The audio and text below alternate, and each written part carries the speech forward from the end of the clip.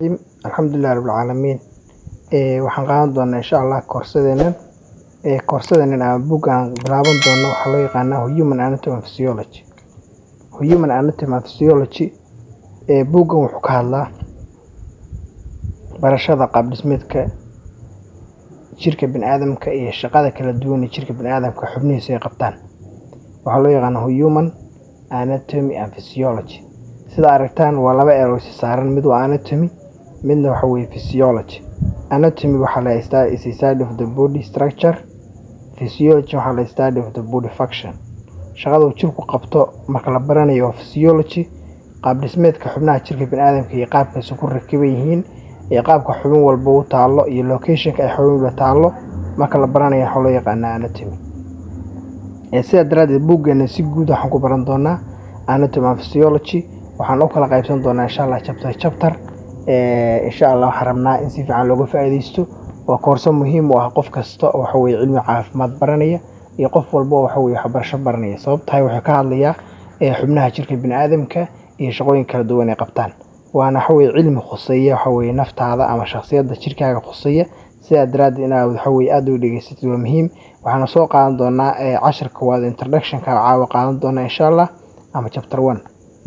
Chapter 1 wuxuu ka hadli doonaa Introduction to Human Anatomy and Physiology. What are the anatomy and physiology? Labadan eray marka anatomy and physiology maxay kala yihiin? Anatomy waa la soo qaatay. Anatomy, the word anatomy is derived from Greek word anatom, meaning to cut up.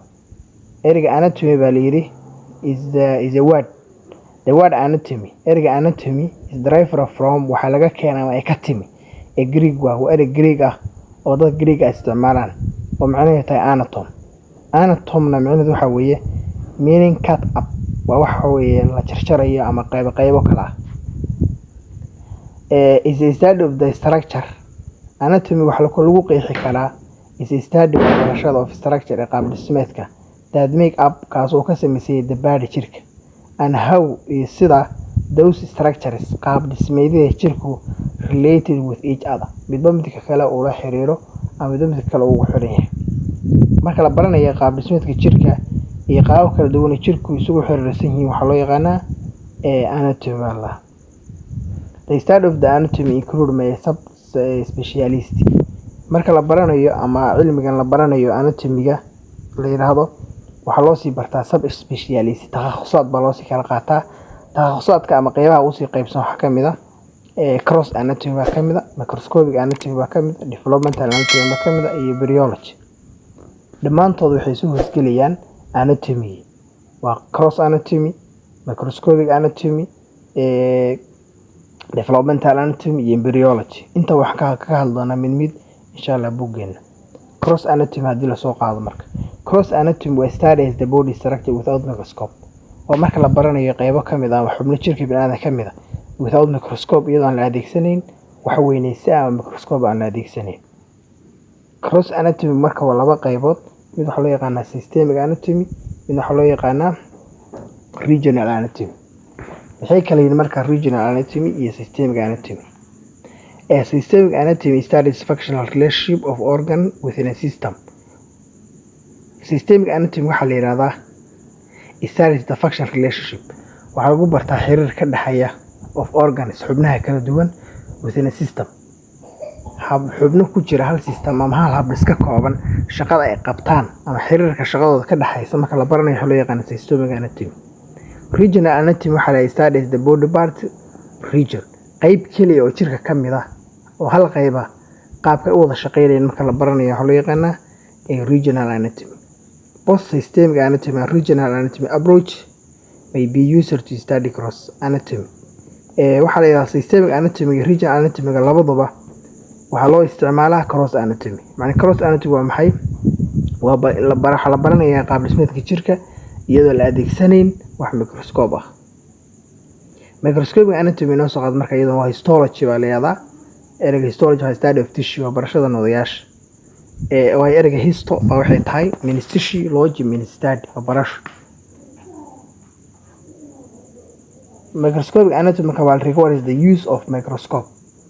waxay u baahan tahay marka qofka microscopic anatomy وبراني require وحو باهي the use إنه استعماله of microscope وينيسو أو microscope إنه استعماله to study tissue سوء وقادو نضياش أو برتو that form the various organ in the body يقاب كردون حبنها يسمسيهن نضياشون marka la rabo qaybo xubnaha gudaha jirka bini'aadamka ku jira oo aysan arki karin waxa la adeegsanayaa microscope anatomy-ga marka la baranayo waxa weeye microscopic anatomy waxa la adeegsanayaa microscope baa la adeegsanayaa inta waxa kaga tagay marka anatomy waxa kaga tagnay qeexidiisa iyo qaybaha waxa uu loo sii kala qaybinayo physiology marka waa maxay the word physiology derived from a Greek word for a study of nature iyaduna sidoo kale baa physiology waa eray laga soo daraaf gareeyay ama laga keenay Greek baa laga keenay for the study of nature kaasoo waxa weeye macnihiisu yahay nature wax dabiici ah sida daraaddeed marka physiology waxa lagu qeexaa is the study of how the body parts work or function waa qaabka ay u wada shaqeeyaan xubnaha kala duwan ee jirka bini'aadamka qaabka ay u shaqeeyaan xubnaha jirka bini'aadamka ee kala duwan ama iyaga wada shaqeeyaan ama xubin kasta goonaha u shaqeysay shaqooyin kala duwan ee jirku qabto waxa loo yaqaan physiology. Hence, anatomy and physiology are studied together to give structure to give a student a full appreciation and understanding of a human body. barashada baa la yidhi anatomy-ga iyo physiology-ga qaab dhismeedka jirka iyo shaqada jirku qabtaaba ardayda wuxuu ka caawinayaa inay helaan aqoon ku filan oo ah human body jirka bini'aadamka iyagoo baranaya maxay anatomy-ga iyo physiology-ga labadiiba. Levels of organization of the body qaybaha loo kala qaybiyo ama marxaladaha ay soo maraan jirka bini'aadamka levels bay soo maraan heerar. The human has a different structural level of organization. jirka bini'aadamku wuxuu soo maraa heerar ama marxalado kala duwan starting with an atom isoo ka bilaabanaya molecule ku xigo and compound iyo isku dhis ay soo gaarayaan increasing in size kuwaas oo marka dambe kordhinaya size-kooda ama xajmigooda and complexity to cell kuwaas oo marka dambe isu bedelaya cell ama unug isu bedelaya unugii waxa weeye markuu sii bato wuxuu isu bedelaya tissue nudu isu bedelaya tissue plus tissue hadda isu laba tissue ama in ka badan waxay organ xubin bay noqonayaan another system organkiina wuxuu isu bedelaysaa dhowr organ ama dhowr xubnood haday wada shaqeeyaan system ama hablis bay isu bedelayaan that makes up kuwaas oo sameynaya marka ugu dambaysa the complete organism nool oo caadi oo soconaya sida daraaddeed structure ama heerarka jirka bini'aadamka wuxuu kasoo bilowdaa atom cell tissue organ system organism lixda heer ama lagu soo mara nool bini'aadamka. sawirkan waxaa ka muuqda inuu noolu kasoo bilaabanayo maxay chemical level maxaa atom iyo molecule maxaa cellular level waa cellkii tissue levelkii waxay tahay nudihii tissue levelka markuu soo gudbo organ level buu noqonayaa xubin isu bedelaya organ plus organ hadii xubno isu taga wada shaqeeyaan waa organ system xubno wada shaqeeya habdhis bay noqonayaan organ system plus organ system xubno wada shaqeeya hadii la falgalaan xubno kale wada shaqeynaya la shaqeeyaan waxa soo baxaya organism level nool oo shaqeynaya baa soo baxaya sida daraaddeed lixda heer ee marxaladood ee nooluhu soo maro jirkoodu waa kaas laga soo bilaabo waxa weeye atom cell tissue organ system iyo organism waaye atomka baa la yidhi molecule and compound noolaha qurubka ugu yara kasoo bilowda waa atomku wuu soo bedelaa molecule buu soo bedelaa molecule-kii wuxuu soo bedelayaa compound isku dhis as it is simplest level waa waxa ugu yar baa ama qurubka ugu yar the body is composed of atomku waa qurubka ugu yar ee uu ka samaysan yahay noolo atomkiina muxuu ka samaysan yahay marka molecule buu ka samaysan yahay isqurbe yar oo sutay. The most common element in living organism are carbon, hydrogen, oxygen, nitrogen, phosphorus and sulfur. waxa la yiri elementiyada ugu badan ama curiyaasha ugu badan ee nooleyaasha jirkooda ay ka samaysan yihiin waa curiyaha kaarboonka, curiyaha hydrogenta, curiyaha oxygenta, curiyaha nitrogenta, curiyaha phosphoruska macdanta phosphoruska la yiraahdo iyo macdanta sulfurta la yiraahdo.